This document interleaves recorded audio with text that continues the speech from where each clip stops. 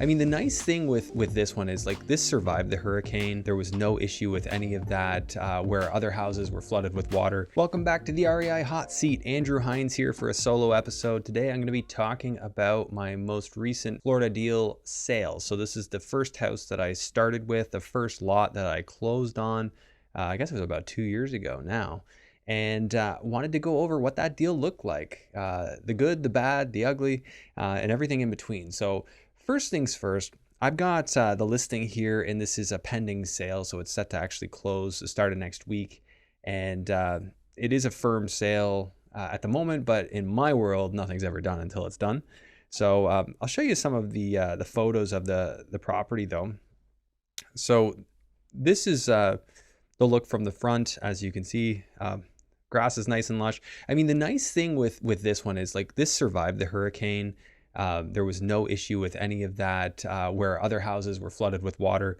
Because this is new construction and built to modern code and they take into account flood zones now, the new houses are actually elevated out of the flood zone, which is a nice thing, but also cost me a whole bunch of money. And I'll tell you why shortly, because we had to elevate the property. We had to bring in a bunch of sand fill. Initially, this listing didn't go up with these photos. It initially had gone up with the photos that were done with the 3D virtual tour, and they just weren't bright enough. So a couple of things that I did to make this move was I did professional photos, and then I had them staged. So if you look at this photo right here, that furniture isn't actually there. It's a virtual staging that I did, and I had them carry it throughout the house. So you can look at one photo without the furniture and one photo with, so just hopefully when the buyers show up, they're not disappointed. Since we did that, since we uploaded the professional photos that were, magazine quality, with the virtual staging, it just caused the showings to go up a bunch. And one of the things that happened with this deal, so I told you I was going to tell you the good, the bad, the ugly, is I had it sold and it was supposed to close the 15th of April, and the buyers bought it sight unseen. They weren't even in Florida. They came the day before it was supposed to close to see the place for the first time, and it turned out it wasn't exactly what they were looking for. So even though they were firm on the deal, they said, "Oh, we're not gonna buy it." I was in a position where I had to decide how I wanted to proceed. For me, the easiest thing, based on the laws in Florida, was to release them from the contract and keep their deposit, which I did. The deposit was only $5,000. And I know what you're thinking, $5,000 isn't enough deposit on a house that's, presumably selling for $500,000 plus. And I agree, it's not. And typically I wouldn't accept that. It all comes down to how many offers you're getting. Anything less than 10 grand, I don't like. But the bigger the better, really, because if in the event of somebody not closing, if you have that bigger deposit, I mean, I think more often than not, you're going to be able to work it out that you keep that deposit. So it makes it a lot more likely that that deal closes, which is obviously, as an investor, if you're flipping, it's what you want. So looking through the rest of these photos, you can see staged and unstaged. This is a 4-bed, 2-bath, 1,880 square foot home in Florida. And as you can see, staged, it looks super nice. The big thing that drew me down to wanting to invest in Cape Coral, Florida, being Canadian, was that the numbers just make so much more sense. The fact that I can get a house with a 3-car garage and a pool, and it's got 4-bed, 2-bath, 1,880 square feet. I mean, if you start saying those things out loud in Canada, you're talking something over $1 million in a lot of markets. And actually probably over 2 million in many markets. Whereas this house is, 500,000. I have it listed for 525 right now. And I'll get into the rough numbers. I'm not going to say the exact sale price because, again, it hasn't closed yet, but I will go through those numbers momentarily. So these are the different bedrooms. This one I sort of set up staged as an office. Very easy to do, all done online for that virtual staging. I can't say for sure that did everything. But I did notice a significant increase in the showings. And we actually priced it higher after the sale fell through. When I relisted it, we priced it higher than it was priced before. So definitely something there in my opinion, but I can't prove it. So, okay, so that's the last of the photos. I've gone through what the property was. Let me jump into some of the numbers now. So I have a little screenshot of my profitability, which we can take a look at. And as you can see down here at the bottom, we're looking at about $35,000 net profit. And that includes keeping the other deposit from the previous sale and then taking off all realtor commissions. So I have a net sale figure here after all commissions are paid.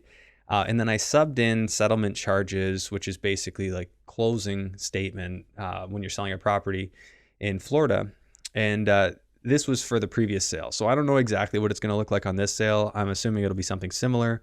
So I've got $7,000 in settlement charges and, you know, a couple of credits and deductions. So then I have my gross proceeds here. The way I file my accounting, I just build up the asset account. So everything I spend on the property builds up that asset account. So I have here clearing off the asset account. So you can see that my build cost is about $430. Again, think about that. To build that in Canada, you're looking at way more. This also included the lot. So that was the build and the lot. The lot was around $25,000 when I bought it. They're more now.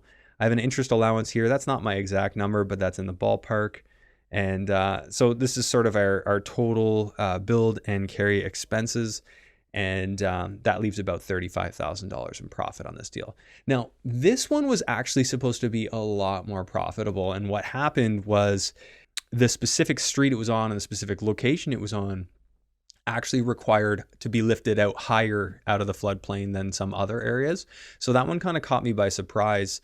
There were some things that you can do to check, but I was sort of relying on the realtor that acquired it for me at the time, and he missed it. He didn't notice that the grade was a little bit low relative to the road, and what can seem somewhat insignificant can actually be really expensive.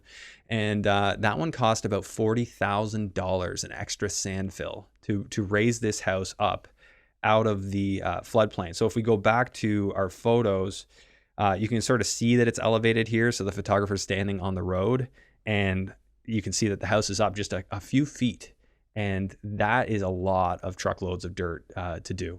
So keep that in mind if you're building something that needs to be built up. I mean, obviously there's a huge advantage here when all these other houses are, you know, flood damaged and they have to pay these insane flood insurance amounts, or don't take flood insurance. I have a house that survived that completely. We had some shingle damage, you know, a little bit of this and that, but it was about $2,500 to repair. So there are definitely some things that caused this house to be less profitable than I thought it might be. One, of course, was the extra time carrying after the hurricane. I wasn't expecting to carry it nearly as long as I had. When I started building this, I was expecting a 7-month build. It ended up being closer to a 10-month build because after the hurricane, all the contractors down there were just totally slammed. The permitting process was slammed. So there are definitely things I would do different. Getting into other things that I would do different. Here, I mean, nothing I could do about the hurricane. That's kind of like an act of God, nothing I'm specifically able to do. But this one, I JV'd on this one with the guy who knew the builder. So I had been going to meetups. I had listened to many different things because I knew I wanted to invest in Florida, but I wanted to find something that fit with my skill set, fit with the way I like to invest. And I found a guy talking about this on one of the events that I had gone to. He was speaking about new construction and how he, you know, will partner with people. And my big thing is I want to work with people who have something to lose. If you follow me, you know that's my policy. So I want to work with people who have a connection to a community. If they do anything that's not above board, they get found out and they suffer because of it. That's the kind of people I want to do business with. So I met Dave, thought he was a good guy. I still think he's a great guy, big fan of him. And I said, hey, you know what? We'll do one together. I'll fund it and we'll split the profit and I get a foot in the door with your builder. And, you know, basically that's my price of admission. And we had an agreement. He knew I'd be moving forward without doing JVs in the future with him. And he was okay with that. I still work with him as a realtor. Again, great guy. I've had a great experience so far. And but the reason I tell you this is I actually just let him do everything. I was very hands-off on this first one, which if you look at this photo, like for me, these aren't my finishes. If you've looked at any of my work, see my student rentals back in the day, I kind of do things a little bit differently. So on my next one, which I'll save for another episode, I took the design more into my own hands, built a bigger unit. I'm trying out a bunch of different things, of course, keeping in mind what's selling now. So I think personally, it's nice to hedge, having some low price point stuff, having some slightly higher price point stuff, and trying to create a strategy where you're getting your singles, singles, doubles, and, to use some baseball terminology, and, occasionally going to get that home run. So that property that just ends up selling for way more than you thought, moving quickly.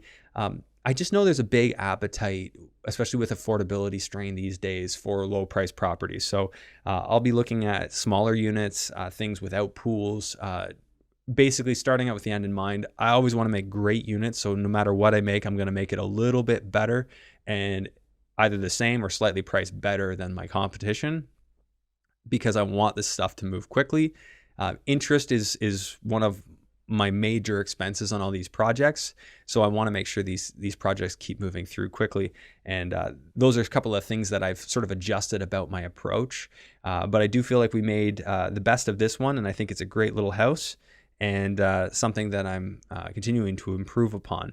So if you made it this far, please make sure to support this channel, share this video with somebody who you think might be interested in it. And if you're interested in finding out how you can work with me on one of these projects, if you're interested in partnering in on one, connect with me on Instagram at the Andrew Hines. I'll make sure I leave that handle in the description below. Thanks so much for tuning in to today's episode. We'll see you again next week when Jacob is back.